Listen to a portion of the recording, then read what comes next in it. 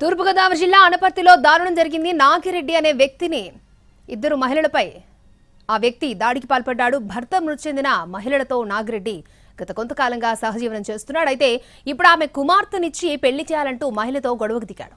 మహిళ నిరాకరించడంతో ఆమెతో పాటు కుమార్తె పైన దాడి చేశాడు నాగిరెడ్డి. అయితే నాగిరెడ్డికి గతంలోనే మరొక యువతితో పెళ్లైందని, ఆమెను వదిలేసి తన తల్లితో ఉంటున్నారని చెప్తోంది బాధితురాలు. ప్రస్తుతం తనపై కూడా కన్నేశాడని, తనను ఇచ్చి పెళ్లి చేయాలంటూ రోజు వేధించేవాడని చెప్తోంది బాధితురాలు. కాదు అన్నందుకు దారుణంగా వేధించేవాడని వాపోతోంది. అయితే ఇప్పటికే నిందితుడు నాగిరెడ్డిని అదుపులోకి తీసుకున్నట్లు చెప్తున్నారు పోలీసులు. మరింత సమాచారం మా ప్రతినిధి శ్రీనివాస్ అందిస్తారు.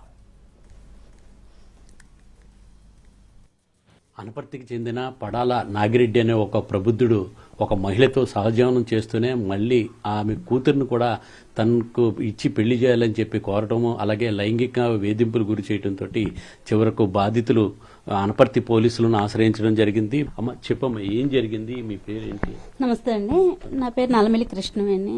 2016లో నా భర్త సుధాకర్ రెడ్డి గుండెపోటుతో మరణించారనమాట. తర్వాత ఈ నాగిరెడ్డి వాళ్ళు మాకు పరిచయం అయ్యాడు.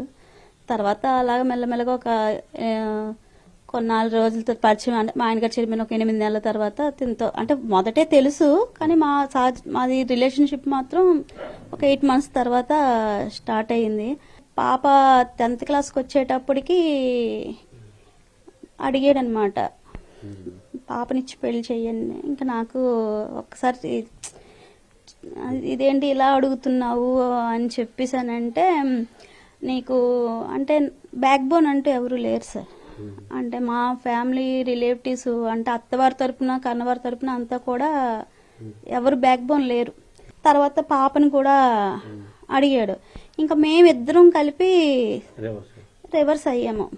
మాకు పాప కూడా ఇంకా గట్టిగా గొడవ, చాలా పెద్ద గొడవలే అయ్యాయి అనమాట. అప్పటికి మేము రాజమండ్రిలో ఉంటుండే, పాప రాజమండ్రి ఎస్కేవిటి స్కూల్లోని 10th క్లాస్ అనమాట.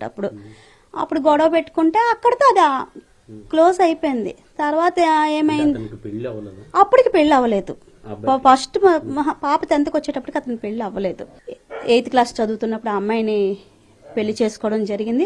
ఆ అమ్మాయిని కూడా ఎలా పెళ్లి చేసుకున్నానంటే, పెళ్లికి ముందే ప్రెగ్నెంట్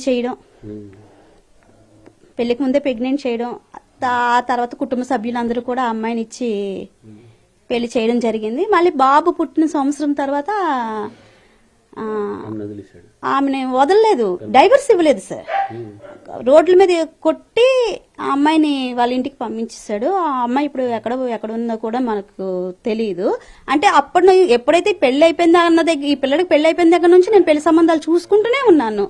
అప్పటికి కూడా పెళ్లి సంబంధాలు చెడగొట్టడం, ఎక్కడికి వెళ్ళిపోతుండే చెడగొట్టడం, బెదిరించడం ఇలా కొనసాగుతూనే ఉన్నది. ఇంకా పాప ఏమో డిప్లొమా 2nd yearలోకి వచ్చి అక్కడ విజయవాడ హాస్టల్లో చదువుతున్న అమ్మాయినేమో, అక్కడ నుంచి అటు ఇండస్ట్రియల్ ట్రైనింగ్కి వెళ్ళిపోవాల్సిన అమ్మాయినేమో ఇక్కడ నాకు చెప్పా పెట్టకుండా అక్కడి నుంచి ఆ అమ్మాయిని తీసుకుని వచ్చాడు. బయట జనాలకంటే బండి మీద వెళ్ళినప్పుడు నేను అమ్మాయి మధ్యలో కూర్చోవాలి, నేను వెనక కూర్చోవాలి, రోడ్లో అందరికీ కూడా నేను తమ్ముడని చెప్పుకోవాలి.